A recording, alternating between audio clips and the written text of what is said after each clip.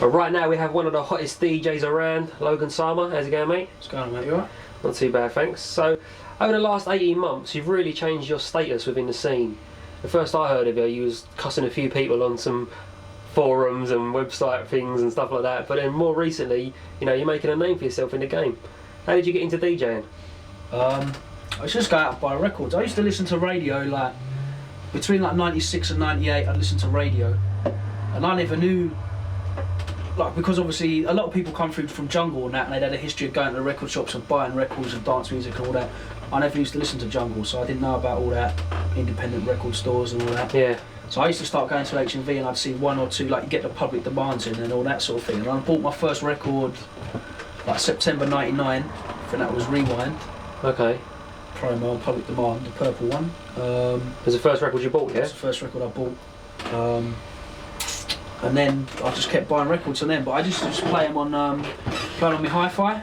Right, okay. Just make tapes, like play one tune from the edge and then next one, tune like that, pause the cassette, play the next song, because we didn't have like... It wasn't even a mixing thing? No, because I only had one deck on a hi-fi, no pitch control or nothing, just, you know, just play the tunes, put little compilations together on the tapes and all that. And then my mate had some dreadful belt drives, some Cam BDX 180s that would like run off elastic bands or something.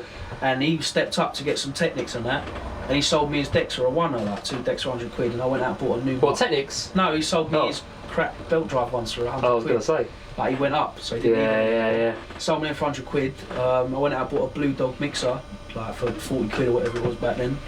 Plugged them together and was just messing about in my house, because I had all these records, like didn't mix or nothing. I used to just go out and watch like EZ and Cole Brown and all them lot. So they were your influences to becoming a DJ? Yeah, Cole Brown and EZ are why I wanted to bother trying mixing. Like, if it weren't for them, I would have been happy just listening to the music. But like the stuff that they were doing in clubs, like Cole Brown first of all, first started doing stuff, like I noticed him first, and then EZ come through like 98, 99, just dropping in tunes from nowhere, and like the reactions he used to get made me want to mix, you know what I mean? Yeah, I'd go to a rave. Like when I have my decks now, I used to go to a rave and come home from the rave and mix all night, just because I wanted to be able to do that myself. Do you know what I mean? It's good though, you've got to practice your art form, haven't you? So yeah, so that's how I started mixing. I mean, your style definitely changed. You used to be like a major Todd Edwards, MJ Cole fan, but you know, no, that's nowhere to be seen on your playlist. It's definitely more the sort of darker side of things. So why the change? I've not really explained it much, to be honest with you, like before, so I suppose I might as well now. I still am a big fan of a lot of that music, but just over time, there's no progression that I found. Like I can go and play a Todd Edwards record that I bought like back in '96, and it will sound very similar to one that's come out last week. Do you know what I mean? Yeah, of course, yeah. And like I've been listening to Todd. I used to go out and buy the promos. Like I even used to started cutting dubs as well, stuff that I could get, like, because I was so into it. But like the stuff now just doesn't. I don't know. It just don't grab me as much. But obviously there must have been a track in the sort of on the grimier side of things that took you over to it, because otherwise, surely you would have just carried on. If there wasn't a track that you thought that's better than this. Because I'll be playing everything across the board. Because I used to go and listen to EZ, and EZ would play a set with like MJ Cole and Todd, and then he'd have Dilemma in it, yeah, and Smoke the Reefer and all that. So it wasn't like you moved things. You just. It wasn't like I played 4/4 and then suddenly Wiley made a tune and I thought, oh, let me run over here. Yeah. But I used to play UK garage, do you know what I mean? Yeah. And that included Melody and Dilemma and them sort of tunes. To me, that's what I thought of when I thought of UK garage. You had the bumpy, old school sort of side and the dark side, which is probably like come from the fact that this music has come from the, you know, the chill out rooms and the jungle raves, yeah, and the people playing the sped up house stuff. So I mean, you had a big break landing your Friday night set on Rinse. Yep. But more recently, like you said, you've been headhunted by Kiss. How did that all come about? Which one, Rinse or Kiss? Well, both of them if you want. I used to post on Uptown, and one of the managers from Rinse FM got the internet one day and saw this magical thing talking about garage, and saw that I was on there posting all the time and knew a lot about stuff and had the music, and was very opinionated and had a good amount of knowledge as well. And he said, like, sent me an email, said, can you send me a demo? So I did a demo, like, And that had like all different stuff on there, a bit of Grime 4/4, Yeah. MC stuff, all sorts on there. And they gave me a show Friday night, 7 o'clock, which is not a bad point to jump on, because I know a lot of people started off like 1 a.m. Yeah, that's right. Midweek or whatever. They gave me straight away Friday, 7 o'clock. So I went to my first show.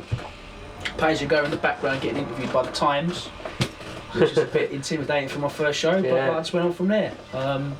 Wiley used to do the show after me, so I got to know him, getting music from him. I used to help him out with bits and bobs, try and help him organise himself, because he was taking off at that point. Like, his career was looking like he was just about to get signed with Disney and all that. Yeah. So, you know, I'd made some good links there, and just through Wiley I got to know everyone else in the whole scene, because Wiley is pretty much the focal point for the grime scene. Like, whether you like him or not, people look at him as the main focus. Whether you think he's the best or not, he's the focus of the scene. So, like, through him I got to know everyone else, and I just got the music together and supported it. Like, if you're making good music, I try to support it on the show. And then, you know, I did a couple of CDs, like one that was meant to go inside one that never come out. Like, I just gave it out for free.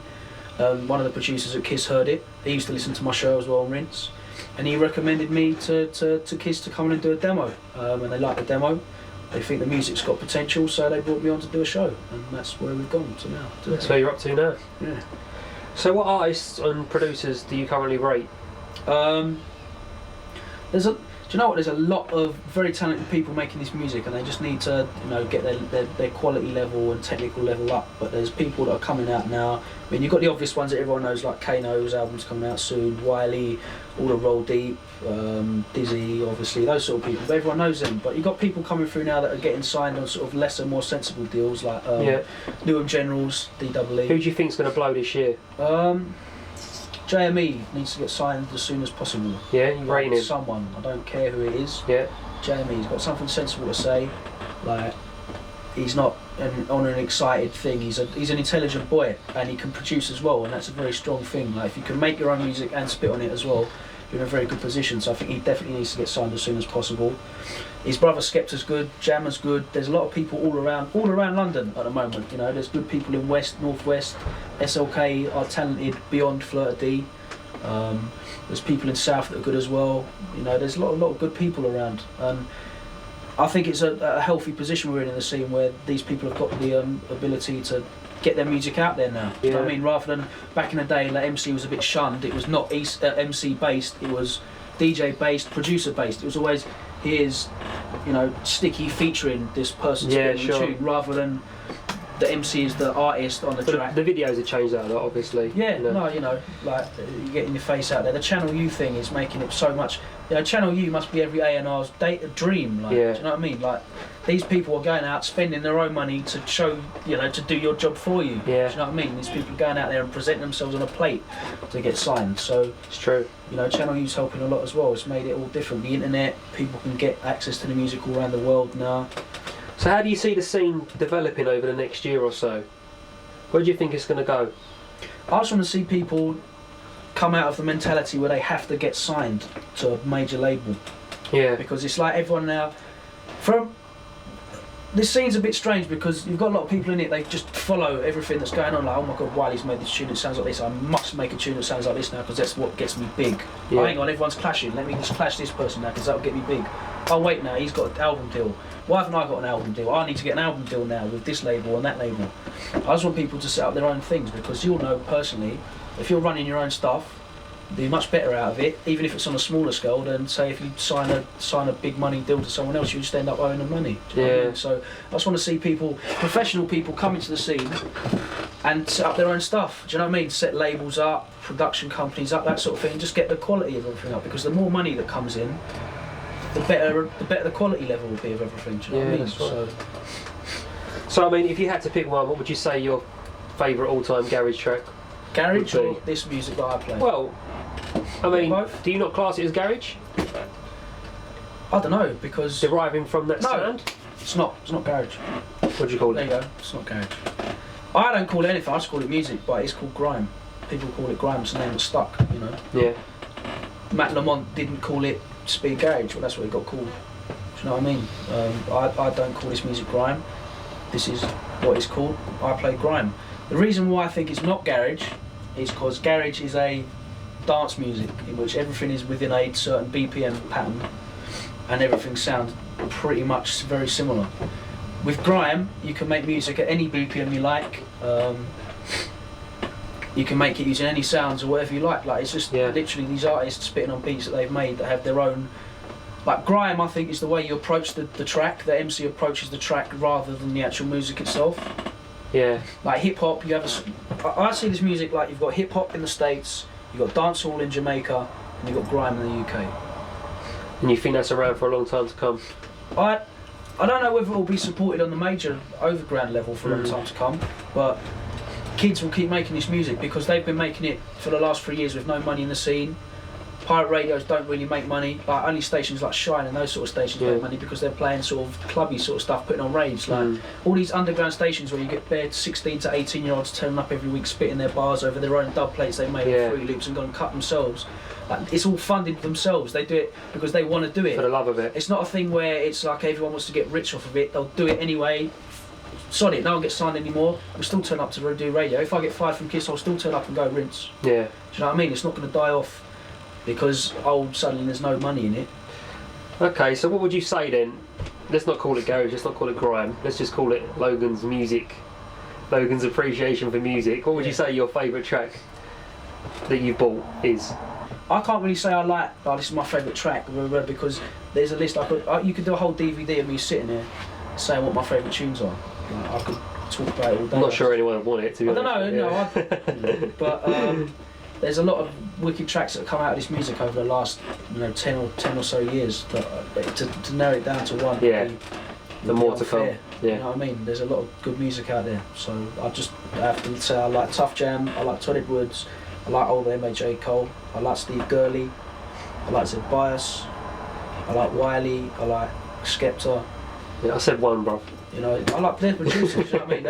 That's what I'm saying. That's who you're rating, basically, you know what I mean? That's why I like garage, because it's so wide, the sound, garage, and then it turned into this. The sound is so wide that say, oh, I like this tune as my favourite. There's a whole different sound over here that this tune would sound nothing like this one. Yeah. So you can't really say, oh, this is my favourite tune because there's something else that sounds, it's like a completely different genre of music, but it's still garage, do you know what I mean? So that's why I love this music, because anything goes.